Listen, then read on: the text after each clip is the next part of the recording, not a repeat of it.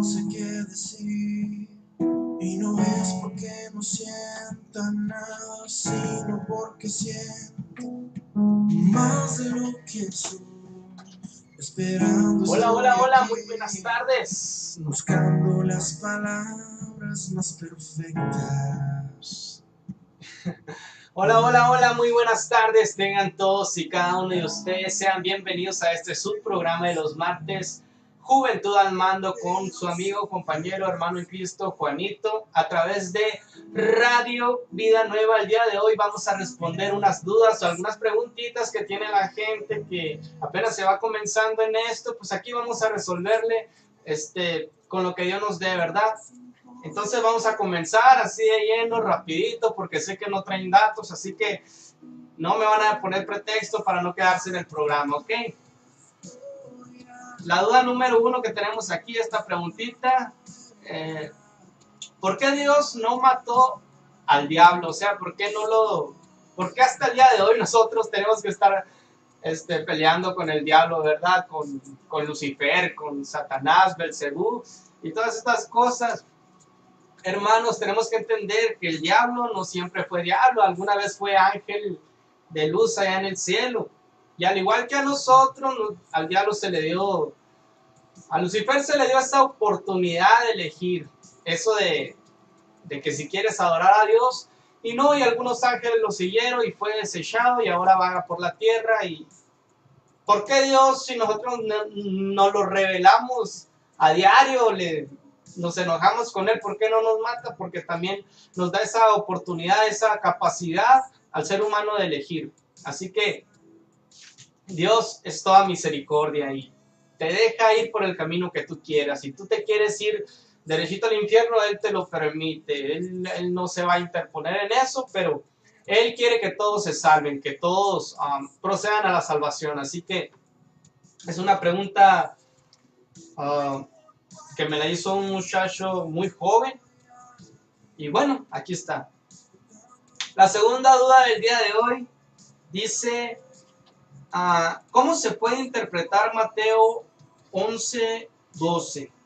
¿Cómo se puede interpretar Mateo 11:12? Entonces vayámonos al primer evangelio aquí en Mateo, capítulo 11, versículo 12.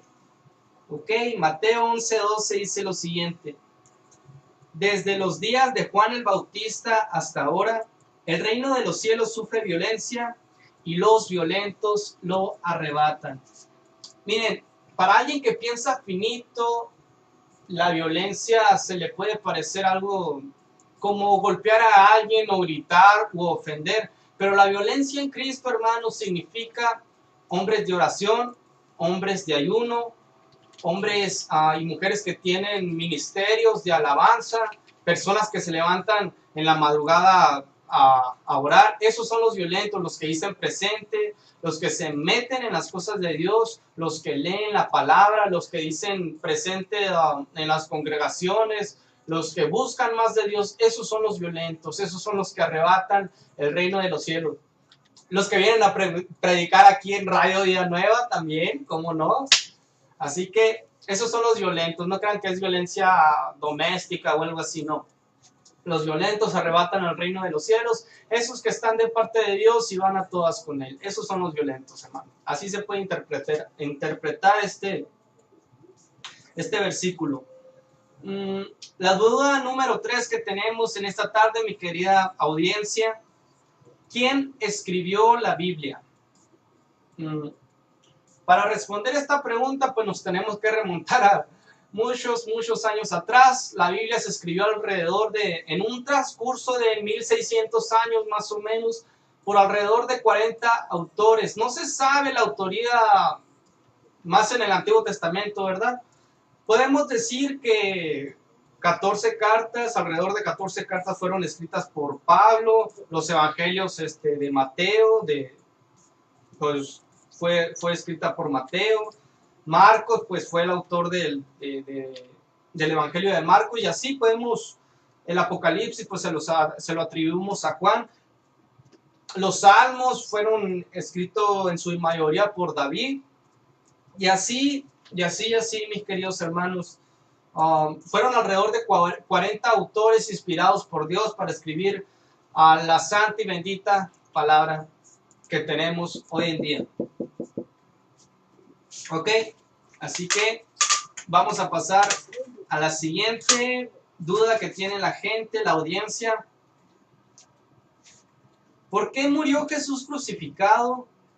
¿Por qué de manera tan violenta? ¿Por qué murió Jesús de manera tan violenta, se podría decir? Muy buena pregunta. Recuerden que Jesús vino a esta tierra para dar salvación. ¿Y por qué simplemente no nos perdonó Dios y ya sin tener que hacer este sacrificio en la cruz del Calvario?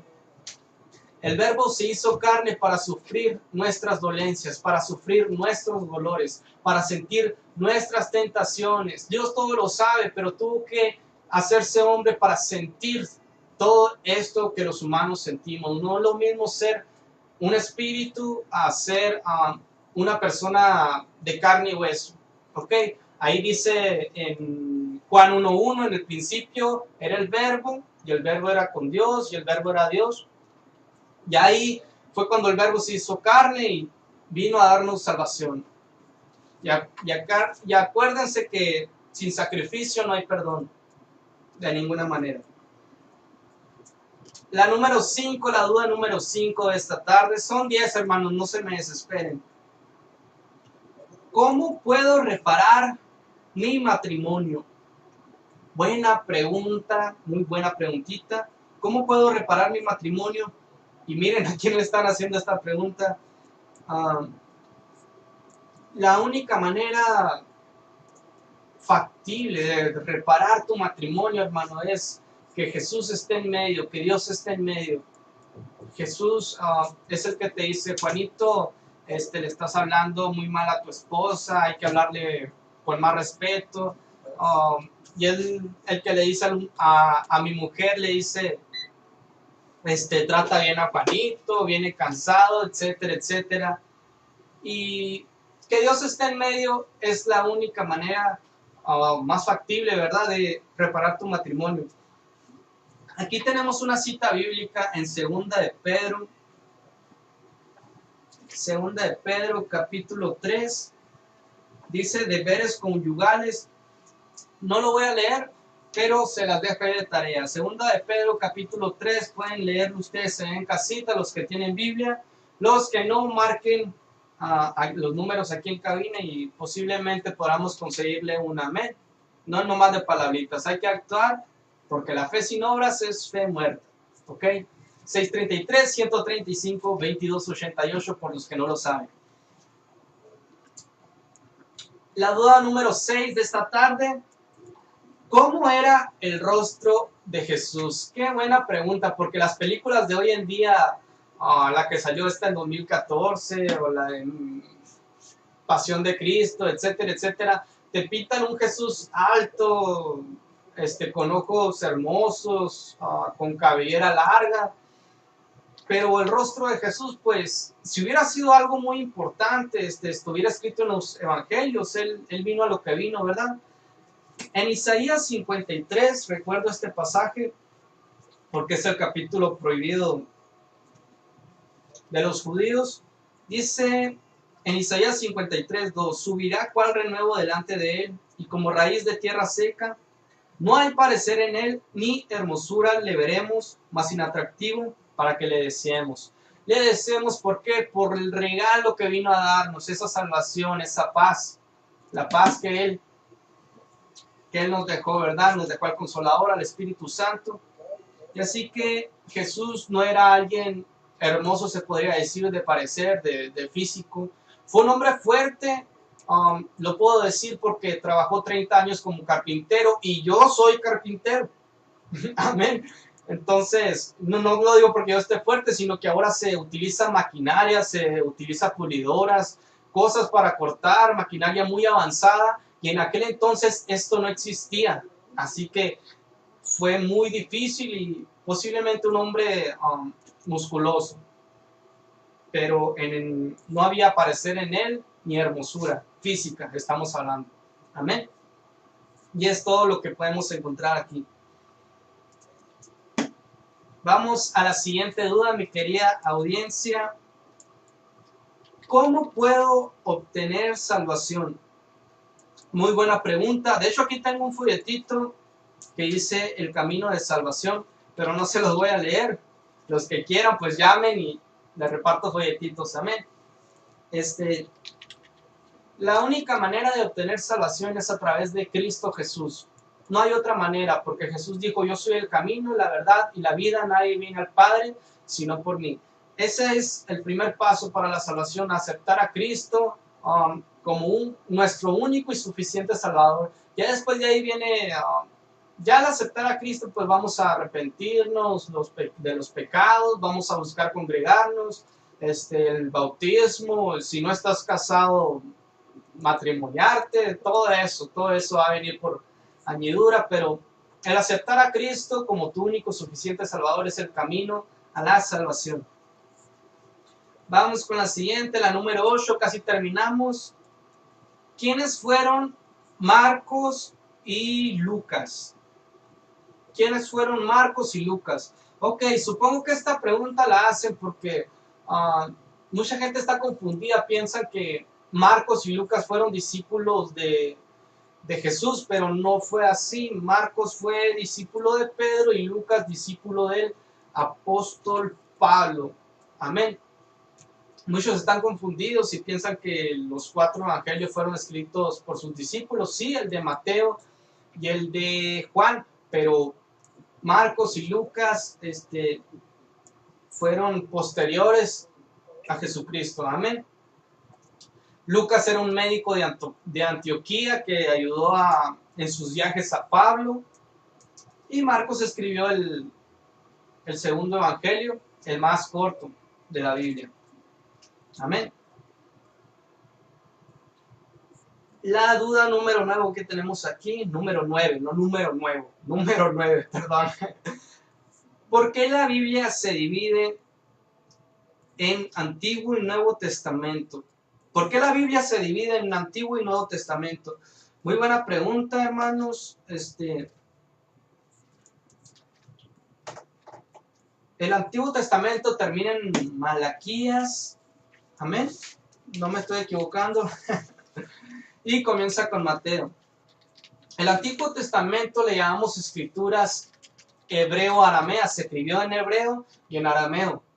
Y el Nuevo Testamento son escrituras griegas. El Nuevo Testamento comienza con los evangelios de Jesús. ¿Por qué? Porque a partir de aquí viene la época de gracia. Supongo que por eso se dividió, porque a partir de aquí viene la gracia, ese regalo no merecido de salvación. Amén.